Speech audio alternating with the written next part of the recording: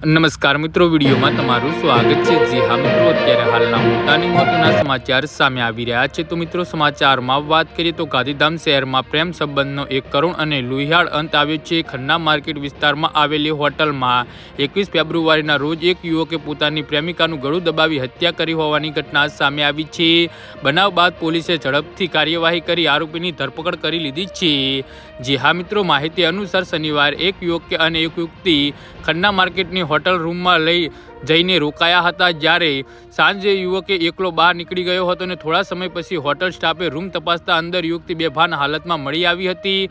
તરત જ પોલીસને જાણ કરવામાં આવી હતી। પોલીસ ઘટના સ્થળે પહોંચી તપાસ હાથ ધરી હતી અને મૃતદેહને પોસ્ટમોર્ટમ માટે મોકલ્યો છે। પ્રાથમિક રિપોર્ટમાં ગળું દબાવવાના કારણે મોત થયાનું સ્પષ્ટ થયું છે।